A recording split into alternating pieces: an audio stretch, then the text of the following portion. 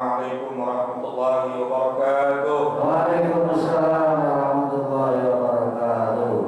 Alhamdulillahi wa kafa wassalatu wassalamu ala ibadihi alladhina istafa wa ala alihi wa sahbihi ahli sidqi wal wafa, amma ba'du.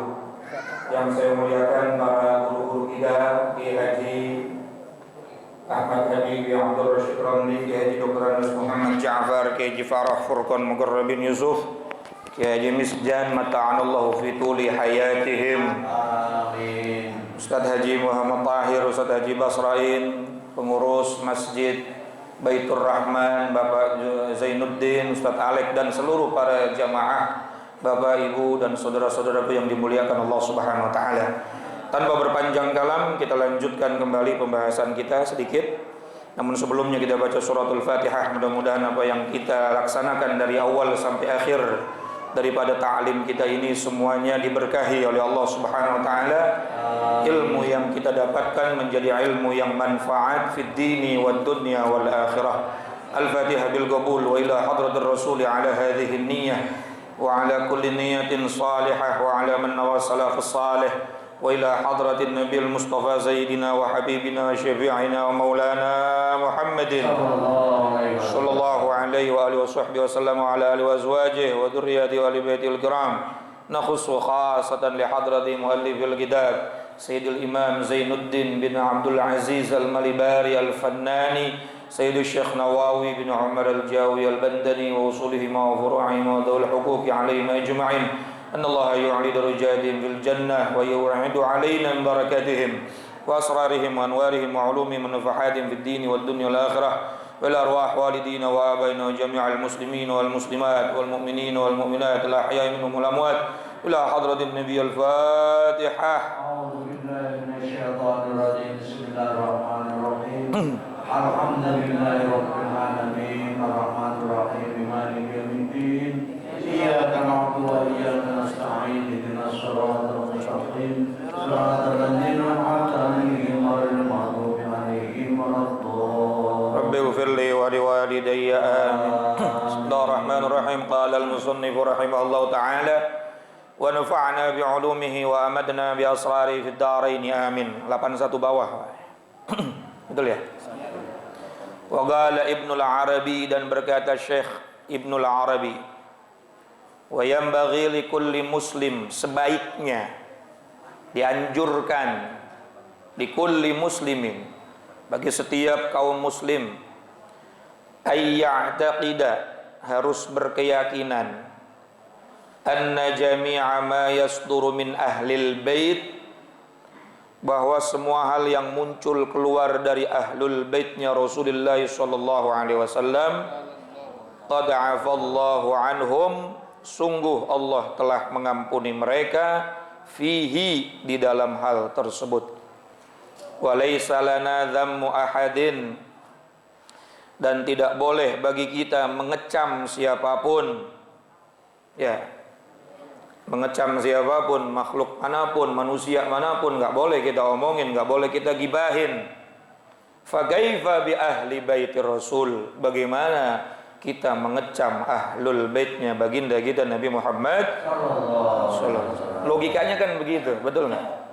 Sama manusia biasa, ya, sesama muslim, jangankan sesama muslim, ya, non muslim pun nggak boleh kita menggibahi. Ini kan kita lagi bahas tentang urusan ghibah, mengecam, menyakiti, lagi sampai memfitnah, kecuali dengan 15 alasan yang udah kita bahas beberapa minggu ini.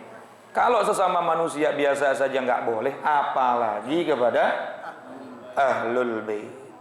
Bahkan Allah berfirman di dalam Al-Quran surat Al-Ahzab, Bismillahirrahmanirrahim, waqarna fi buyutikunna wa la tabarrajna tabarrujal jahiliyatal ula wa aqimnas salah wa atinaz zakah wa ati'na Allah wa rasulah innama yuridullahu liyudhhiba ankumur rijsa ahlal baiti wa yutahhirukum tathira.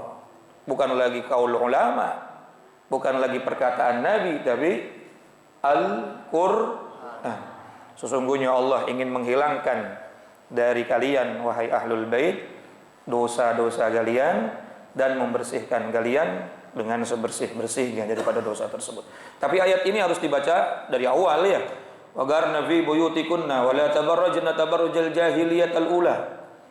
Allah katakan kepada ahlul bait, dan hendaklah kamu tetap di rumah kamu dan janganlah kamu berhias dan bertingkah laku seperti orang-orang jahiliyah. Wa aqimnas shalah, dan laksanakanlah salat. Wa atinaz zakah, dan tunaikanlah zakat. Wa ati'nallaha wa rasulah, dan taatlah engkau kepada Allah dan Rasulnya. Innama yuridullahu liyudhiba ankum rijsa ahlal baiti wa yutahhirakum tathhira. Sesungguhnya Allah bermaksud hendak menghilangkan dosa dari kamu wahai ahlul bait dan membersihkan kamu sebersih-bersihnya. Jadi Allah memang kepengen atau memang Allah membersihkan daripada mengampuni dosa daripada ahlul bait. Ahlul bait ini terbagi menjadi dua pendapat, bahkan ada 5 pendapat ya. Ada pendapat dari golongan Syiah dan ada pendapat dari golongan Sunni. Kita Ahlus Sunnah wal Jamaah disebutnya Sunni. Orang-orang Syiah mengatakan ahlul bait Nabi cuma 5. Ya. Cuma Rasulullah, Sayyidatuna Fatimah Zahra, kemudian Ali bin Abi Thalib, lalu Hasan wal Husain. Tapi bagi orang-orang Sunni, orang-orang Ahlus Sunnah wal Jamaah, ahlul bait itu seluruh daripada Bani Hashim dan Bani Muthalib serta keturunan Rasulullah sallallahu alaihi wasallam. Meskipun ini masih ikhtilaf. Jadi intinya apa yang keluar dari keluarga Rasulullah sallallahu alaihi wasallam lebih harus kita hati-hati menyikapinya. Lebih harus hati. Kenapa? Logikanya kepada orang biasa saja menggunjing enggak boleh, menghina enggak boleh, apalagi kepada anak turunan Rasulullah sallallahu alaihi wasallam. Kan begitu. Kalangan santri betul-betul menjaga marwah keluarganya kiai. Walaupun tuh kadang-kadang Gus nyebelin, tetap kita hormatin karena khawatir takut kualat nggak dapat manfaat ilmu. Ini apa kita nggak takut kualat sama Rasulullah? Nggak suka ya sudah, memang oknumnya begitu. Tapi jangan langsung kemarin juga kita bahas. Andai ada sesuatu keburukan yang keluar dari seorang ulama bukan ahlul bait misalnya, bukan dzurriyyah, ulama biasa, maka haram hukumnya keburukan itu digunjingkan, disebarkan. Kenapa? Karena dampak buruknya luar biasa. Nanti orang awam akan bilang, ulama aja begitu, apalagi saya orang awam, kan begitu. Apalagi ini ada ahlul bait, ada dzurri, kemudian melakukan satu kesalahan, keburukan, lalu kita sebar luaskan. Cucu Nabi aja begitu, apalagi kita. Cucu siapa tahu? Betul apa kagak kira-kira? Maka harus lebih hati-hati. Nah, kita baca sedikit kisahnya. Faqad akhbarani, maka sungguh seorang yang dipercaya. Indi memberi kabar kepadaku di Makkah, di kota Makkah. Qala kuntu akrahu ma yaf'alhu syurafa bi Makkah fin nas. Kata Ibnul Arabi, beliau katakan ada orang datang kepadaku tentang kabar-kabar tentang syarif-syarif di Mekah. Syarif itu dalam satu pendapat dikatakan syarif adalah orang-orang yang keturunan dari Sayyidina Hasan. Kalau Sayyid adalah keturunan dari Sayyidina Husain. Oleh Songo kebanyakan syarif disebutnya. Nah, kalau Habaib Ba'alawi biasa Sayyid gitu ya. Nah, kata Ibnul Arabi, aku datang kepadaku kabar bahwa para syarif di Mekah keturunannya Sayyidina Hasan ini melakukan hal-hal yang enggak disukai oleh manusia. Enggak disukai oleh manusia. Taruhlah oknum. Faraitu fin naum. Ini saya baca kitab ya Pak ya. Dia yang nulis siapa? Syekh Nawawi Al-Jawi Al-Bandani.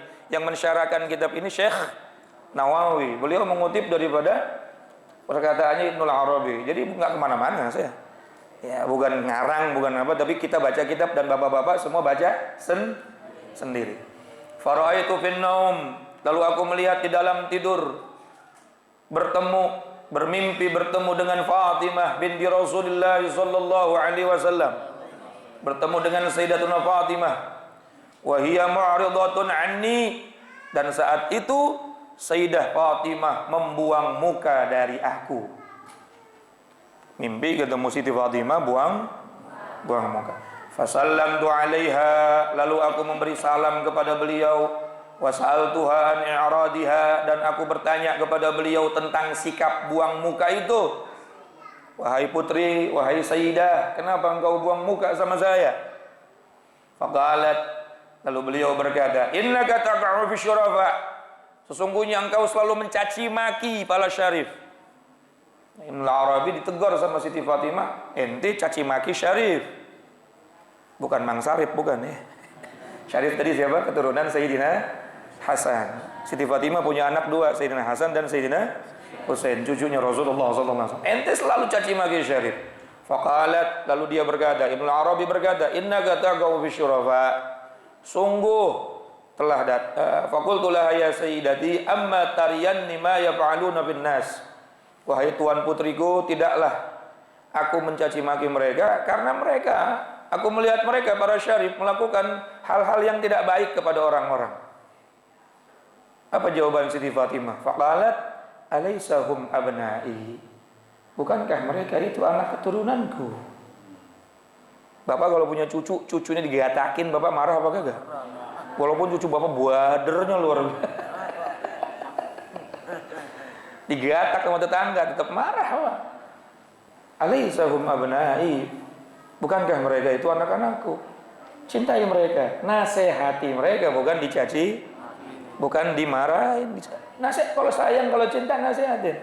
Mbah Maimun Zubair itu mengatakan, andai ada dzurriyyah keturunan Rasulullah itu salah, maka itu seperti apa? Mushaf Al-Quran yang tercecer di jalanan, bukan udah rusuh, udah jelek kemudian kita buang, tetapi kita ambil, kita bersihin, kita taruh di tempat yang layak.